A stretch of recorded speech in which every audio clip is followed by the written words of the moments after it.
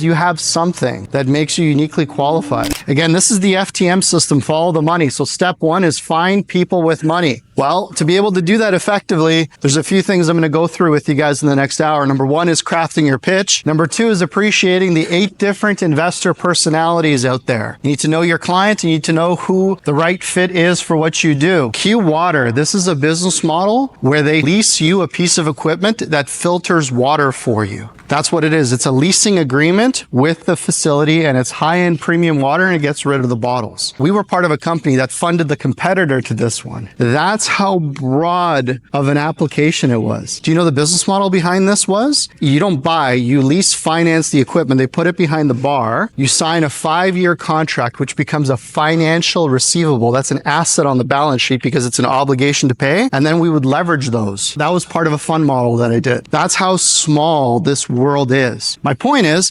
this deal was a lot riskier than buying an apartment building because the only collateral you have with this is a bottle of water, right? So it's a different investor profile that will invest in this than in your apartment building deal. And I want to teach you guys how to start identifying the different types of personalities out there, the different people that maybe fit better for your deal versus your deal versus your deal. You guys aren't financial advisors. You're not here to assess people's financial status, but ultimately have a clue in terms of the types of people you're dealing with. Building your investor list, that's a big one. A lot of people need help with that, so I'm going to help stimulate that thought process. Automating some of your outbound appointment bookings, holding $1 million meetings. Who in the room has picked up a check for $1 million? It's a different conversation. It's a different verbiage, different everything. So how do you have that meeting? How do you set the expectations for that meeting? And then something that I created called the EASY system. EASY stands for exclusive, abundant, scarce in your allocation. It's a way to create demand and urgency with an investor without being sleazy. The last thing you want to do is try to sound like you're high pressure closing, hard charging tactics. I don't do this. It doesn't work. First of all, you burn relationships and bridges. And third of all, this game is a long-term game. So how do you create urgency without creating an environment where they feel like they never want to talk to you again? So crafting your pitch. Some of you have seen this piece, so pardon me for some of the repetition, but it's incredibly important that we do this as a starting point. Crafting your pitch starts with your story. So in other words, how can you position yourself? What is your story? What is your background?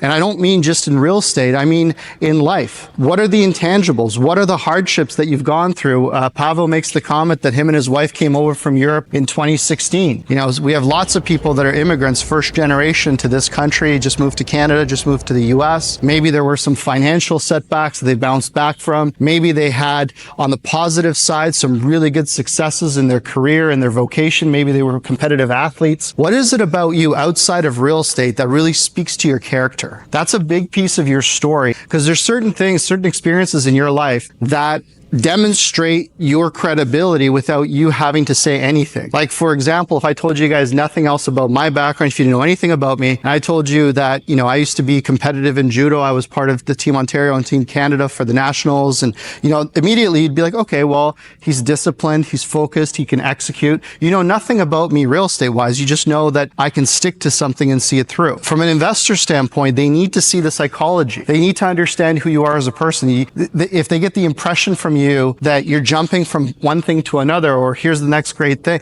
You know, who knows somebody like that in the room, by the way, that just jumps from opportunity to opportunity to opportunity? Most of us, right? Would you invest with them? Probably not. Or you'd wait like 5 years to see if they're still doing it. Or would you buy a product from them? Would you buy life insurance from them? Would you buy whatever thing they're selling? Maybe after a year or 2 years, because ultimately you want to make sure they don't switch their mind again, whatever that is. So what is the story? How do you demonstrate your character? The second piece is your why. Again, your why is highly driven to where you are in your life right now. For Kathy, it's legacy. She said it, it's legacy. Bills are paid for all intents and purposes. The generation and the generation after, and maybe the generation after that, are probably in good shape. So what is the driver? For her, it's legacy. For some other people, maybe it's immediate requirement to, hey, you know what?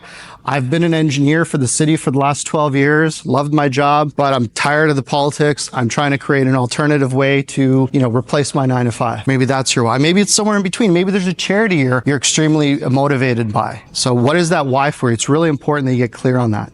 The third piece is your investment strategy. please, if you're starting or you're relatively newer, pick one. Don't sit here. If Tom and Kush joined M1 and they were like, hey, we got this development, and then we have this, dry cleaning business over here, and then, Tom also does this babysitting company over here, and, we have this cottage Airbnb that we do over here. It's too much. As an investor, I'd be out. What's your focus? Where is my money going? What you guys have seen Shark Tank, Kevin O'Leary, how many times? You're distracted, dude, I'm out. You got too many things going on. I want you focused on my money. It's really important that you guys really nail down the strategy. To echo that, your asset class, again, you can't just say you're in real estate. What does that mean? Industrial, office, retail. It's all commercial, but it's broad. It's still not specific enough. If you're already running a 9-figure fund, you have the ability to say, yes, we are a commercial real estate investor, because you're already at that level. If you're buying your first 2-3 assets, be as specific as you possibly can. You can broaden things as you prove your capacity, but don't start out with these grandiose, visions. I call them delusions of grandeur, right out of the gate, because ultimately what's your portfolio at now? Oh, 0. Okay, great. And your investment thesis is the entire US real estate market? Really? How do I even mitigate for risk for that? And if I was looking at your deal, I can't. How do I assess the risk? I can't. It's a black box. Basically, you're telling me you're going to do whatever you want. Well, and we're going to get to that one, sir. Yeah. The more novice you are, the more granular you need to be. So my first fund, we clearly said we are buying in Arizona. And even that was pretty broad, but I had a really strong team. So we were okay with that. That was specific enough because we had a strong enough team to support the fact that that's what we were doing. If I was newer to the game, I would have said, hey, I'm buying this size to this size in these 3 cities or this one city because of these fundamentals, end of story. And then back it up with the right team that you have. It's really important that you guys get clear on that. And then finally, to your point, John, is your unfair advantage. Tell me about what makes you the obvious person to invest with. What is it about you? Again, you can pull from your professional accolades. You can pull from your personal life. Maybe you've exited a business in a related field. Maybe you were part of a business. Maybe you were involved with something else. Maybe you grew up in a family. Kathy's family is multi-generational real estate. That's a heck of an unfair advantage. Maybe you work in an office with people that you have access to.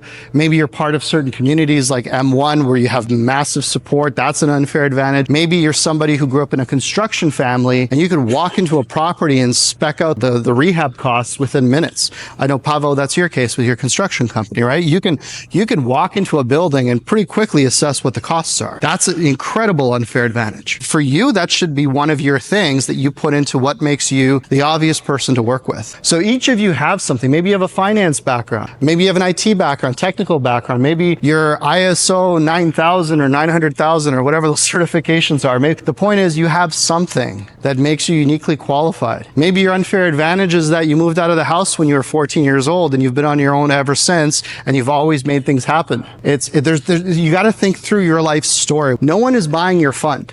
No one is buying your deal. They're buying you. That's why they invest with you or in you.